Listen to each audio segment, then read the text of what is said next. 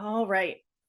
Well, the image that I shared earlier this morning, it's a woman mountain. Um, it reminded me of the Eddie Hillesum quote that Judy shared many months ago, and it stuck with me. And I'm going to read it to you. Through me course wide rivers, and in me rise tall mountains. And beyond the thicket of my agitation and confusion, there stretch the wide plains of my peace and surrender. All landscapes are within me, and there is room for everything. The earth is in me and the sky, and I well know that something like hell can also be in one, though I no longer experience it in myself, but I can feel it in others with great intensity. And that is as it should be, or else I might grow too complacent. And I had not heard of Eddie Hillesum, so I did a little research. And in case anyone else doesn't know, she was a Jewish woman who lived in Amsterdam during the Nazi occupation, and she died at age 29 in Auschwitz. And she was known as the mystic of the Holocaust. And I think in this quote, she says everything that we have been talking about. Not two, there's no separation. The dance between darkness and light, the necessity of darkness. And she talks about blessings in disguise. Last week, as I was sitting here listening to Joe, it was also dawning on me that I was going to be taking the lead today, and I better get busy figuring out what I was going to say. So I asked myself a question. My question was, whose heart is big enough to hold all of the sorrows present in the world today? And I got an immediate answer. That answer was the Great Mother. However, that stirred up more questions because I don't know who the Great Mother is. One answer came from talking to Joe last week. He mentioned the music that I was playing at the beginning of this session before we actually started. It's called the Pachamama Invocation by Amy Nicholson. Pachamama is the cosmic mother, the mother of all. She's a deity of the Peruvian people, and I would say the great mother indeed. So in the music that I played, there were actually two parts. The first is an invocation, and it was sung in Quechua, which is an ancient language spoken by indigenous people in South America. And it's a vibrational, energetic language, just like Aramaic, which I found very interesting. And here are the words in English. Cosmic mother of all space and time, I call to you from this sacred dimension in time and space, with my unconditional love and with all of my being. And so it is. Thank you, thank you, thank you, thank you. There were two parts. The second part is Pachamama's response, where she invites us to remember that she is us and we are her. She is the source of creation, which is inside all of us. Again, not two. As Eddie Hillesum said, all landscapes are within me, and there is room for everything.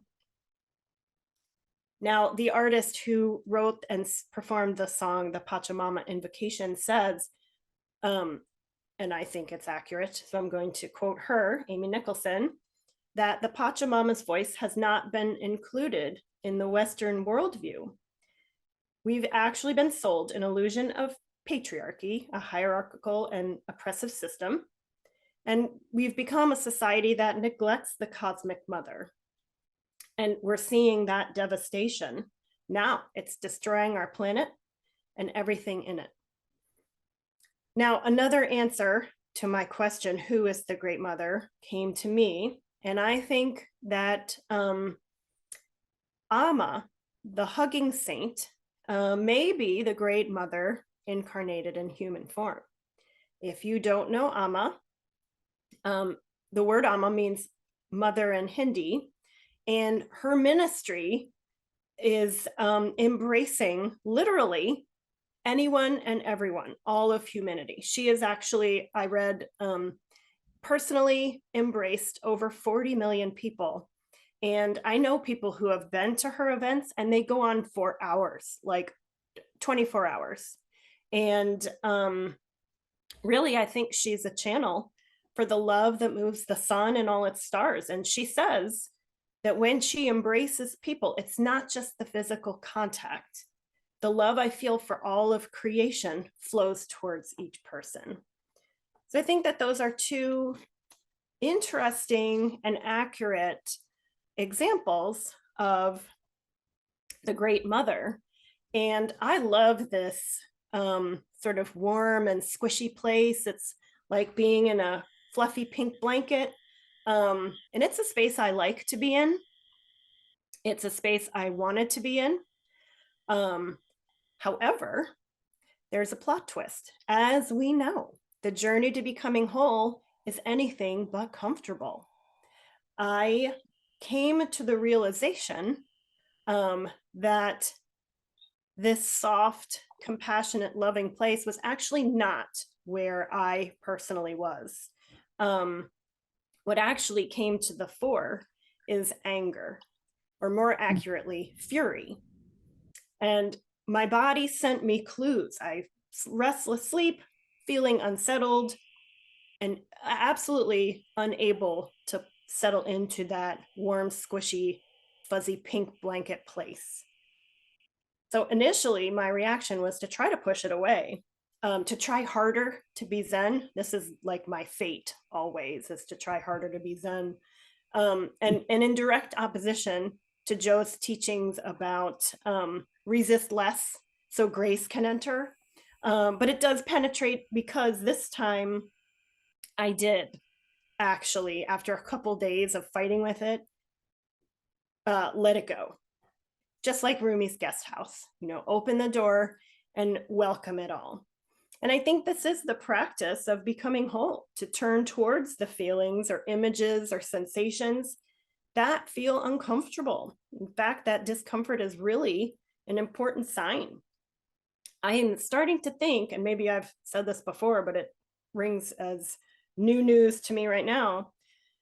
But we've been talking about, bringing those ostracized parts of ourselves back into the light, becoming whole. And so maybe those uncomfortable things are really a sign that something I have buried is wishing to come forward. And I'll be honest too, it has to kind of take me by surprise, because all of these messages kind of come to me in the middle of the night when my logical brain is offline. And I can't be distracted by a bunch of other things that are, day-to-day stuff. So, it's waiting for me when I go to sleep, and that's good. It has to take advantage of the opportunity, I guess. So just briefly, in my inquiry then into, once I allowed, okay, I am not feeling soft, I'm actually feeling furious. Well, what is that about? What came up for me is it's about who controls the narrative now, who is telling the story. And, whether it's lies told to justify a war or a story about pregnancy and childbirth, it's really male dominated, and it's rooted in power and control. And I think the casualties are piling up. And I really always want to say, this is not a male bashing talk. I think that, masculine energies are sort of run amok here. But women can be just as, likely to perpetrate the same narrative. In fact, it's an illusion that I bought and swallowed whole. And when I was ignorant to it, when I didn't realize it was a thing, I maintained the story by proxy, by believing it, by following the rules, and adhering to the script. So that anger that would not let me be comfortable really was necessary and is necessary to me waking up. And I thought of that scene in one of the Star Wars movies where Han Solo gets frozen in like some, I don't know, I'm trying to remember. I was like 9 when I saw the movie, but he gets like frozen in a square. And at the time, I thought, like, oh my, never, that's it, the story's over. But he does eventually crack it open and move out. And I think that my anger is really doing the same for me. It's moving me out of that frozen state. Now, one of the things about anger that makes me a little uncomfortable is that it can often be destructive. So I thought that the key is obviously to learn how to work with it. And I want to say too that this is another facet of the cosmic mother. The cosmic mother also rages. Think of earthquakes or forest fires, hurricanes. It's obliteration. Think of Kali, the dark mother, who slays demons. And those demons are the things that we cling to that no longer serve us. So to leave out fury would be to put the great mother in a box, the same box that women have been put in for eons, that same illusion, that same story that we've been sold, that I swallowed. We need to be sweet and soft and compassionate, but the goal is wholeness, and that means all of it. So this kind of anger, the fury of the great mother, is about protection. It can be about discipline, and it's really crucial to know that it's rooted in love. This is the type of anger that ends something that's not sustainable. It's pushing us to let go for our greatest good. Now, there is pain involved, but the goal is different than destruction for the sake of power or control or money. The goal is to raise us all up. It's meant to allow something new to come into being. So that's all great. What's the practice? What do I do with this fury? How do I make sure that it's rooted in love and it's not about vengeance? For the answers to those questions, I turn to Valerie Kaur and her Revolutionary Love Project. And if you have not heard of her, her website is a gold mine of wonderful suggestions and practices. I am very briefly going to talk about a few. She covers 3 areas. The first is loving others, which she calls see no stranger. The next is loving opponents, tend the wound. And the third is loving ourselves, breathe and push. I'm going to talk about tending the wound, but I just briefly want to say, loving others, see no stranger. It could be external. The stranger could be external. And this is talking about ending the us-them paradigm. Remembering that we are not two. It also could be internal, welcoming those ostracized parts of ourselves back into being. So it's both, I think. Loving ourselves, the breathe and push part, is imagining what could be, holding steady in the transition phase of change and revolution, which is interesting because this is all the things we've been talking about. But the part I want to talk about now is tending the wound. And this is where we can learn some techniques for working with rage. And so I'm just going to quote Valerie Kaur because I cannot say it any better than she did. Divine rage is fierce, disciplined, and visionary. The aim of divine rage is not vengeance, but to reorder the world. It is precise and purposeful, like the focused fury projected into the world from the forehead of the goddess. It points us to the humanity of even those who we were fighting. Perhaps our task as human beings is to find safe containers for our raw, reactionary rage, and then choose to harness that energy in a way that creates a whole new world for all of us. What I think is interesting about that is she doesn't at all say, well, you have to reject the raw rage. Welcome it all in, like Rumi's guest house. Raw rage is a thing. But she goes on to say, to rage is to express our body's most fiery energy. It is to tap into our body's power to protect ourselves and others.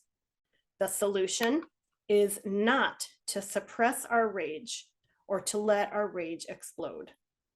The solution is to process our rage in safe containers so that we can be in relationship with it. To ask ourselves what information our rage carries, and we can harness that energy for the work that we do in the world. And she's mentioned safe containers a few times, and I was curious, well, what is a safe container? For me, my safe container happened to be writing about the rage, inquiring about the rage, letting the messages in. I mean, as soon as I actually acknowledged it, it decreased by at least half.